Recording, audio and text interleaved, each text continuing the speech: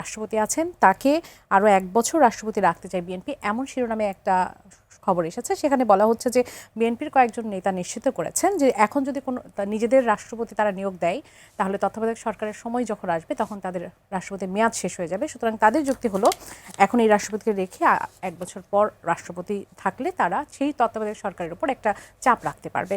তাহলে তত্ত্বাবধায়ক সরকারের ব্যবস্থাটা আসলে কি দাঁড়ালো?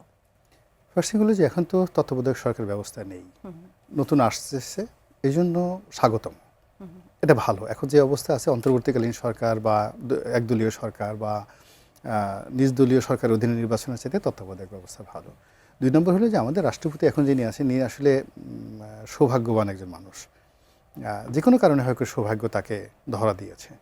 এখন এই যে এখন অনেকগুলো জটিলতা আছে, যেটা আপনি বললেন এটা প্রকাশ্য, মানে প্রকাশ্য, কিন্তু বাস্তবতা হলো যে সবাই যেটা বলে যে ডক্টর মোহাম্মদ ইউনূসের সঙ্গে একটা সমঝোতা হয়েছিল যে তাকে রাষ্ট্রপতি বানানো হবে, লন্ডন বৈঠকে এই ধরনের কথাবার্তা হয়েছিল, এটা ওয়াইডলি পপুলার।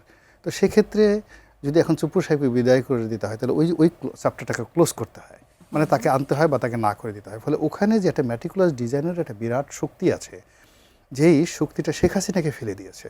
তো যে শক্তিটা শেখ হাসিনাকে ফেলে দিয়েছে, ঢাকা শহর উত্তাল করে ফেলেছে, তাদের আর্মস আছে, অ্যামুনিশন আছে, টাকা আছে, পয়সা আছে, এবং তারা সরাসরি গেরিলা যুদ্ধ করার ঘোষণা দিয়েছিল। সেই শক্তিটা তো ভ্যানিশ হয়ে যায় নাই। কিন্তু সেই শক্তি তো রাষ্ট্রপতিকে ফেলেও দিতে পারলো না। না, সেই শক্তিটা রাষ্ট্রপতিকে তারাও ফেলতে চায় নাই, তারা রাষ্ট্রপতিকে টার্গেট করেনি। এখন যেটা চাচ্ছে যে নতুন সরকার যেটা আসছে, নতুন সরকার তার ক্ষমতাটা সুসংহত করতে চাচ্ছে এবং কারোর সাথে কোনো কন্ট্রাডিকশন অ্যান্ড কনফ্লিক্টে তারা যেতে চাচ্ছে না। তারা এখন ডক্টর ইউনূসকে বানাতেও চাচ্ছে না, বানাতেও পারছে না, বা রিফিউজও করতে চাচ্ছে না।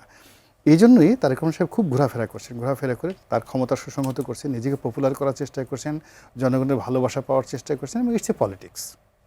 ওকে, অসংখ্য ধন্যবাদ শাহিদ আলম ভাই। আপনার কাছে ছোট্ট করে একটু জানতে চাইবো, সংসদের শোক প্রস্তাব নিয়ে নানান ধরনের আলোচনা সমালোচনার জন্ম হয়েছে। সেখানে বেগম খালেদা জিয়া সহ জুলাই যোদ্ধাদের প্রসঙ্গ এসেছে, কিন্তু সেখানে আবার মুক্তিযুদ্ধ বিরোধী শক্তির কয়েকজনের নাম এসেছে, যেটি নিয়ে এখন সমালোচনা হচ্ছে যে বিএনপি তো আসলে মুক্তিযুদ্ধের পক্ষের শক্তি, তাহলে বিএনপি কেন সেটি নিয়ে প্রতিবাদ করলো না, বা বিএনপির অবস্থানটা আসলে কি হওয়া উচিত ছিল, তারা কেন সম্মতি জানালো না? ঠিক আছে, এই সমালোচনা কারা করছে আমি জানি না, সমালোচনা আছে। আপনাকে দেখতে হবে যে যেই সংসদের প্রধান বিরোধী দল ৭১-এর পরাজিত শক্তি, সেই সংসদের লাটাই বা সেই সংসদের নিয়ন্ত্রণ আছেন একজন বীর বিক্রম মুক্তিযোদ্ধা।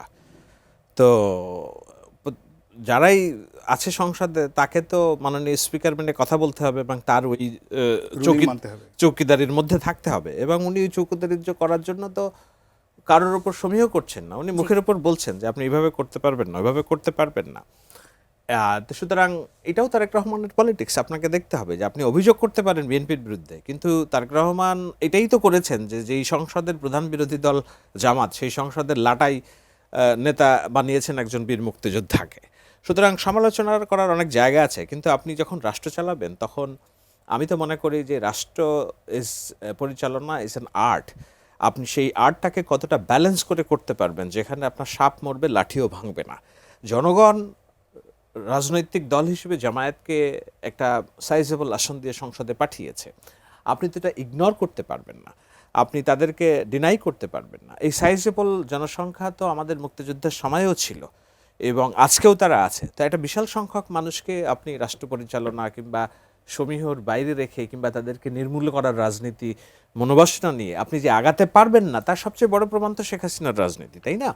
সুতরাং অর্থাৎ সেই ব্যালেন্সটাই আসলে জনাব তারেক রহমান করছেন। ব্যালেন্সটা আমি জন্য বলছি যে আর্ট অফ, মানে ব্যালেন্সটা আপনি কিভাবে করবেন ওটাই আপনার পারদর্শিতা। এখন উনি কতটা করে নিতে পারেন আপাতত দেখছি তো করছেন, দেখা যাক ভবিষ্যতে কি হয়।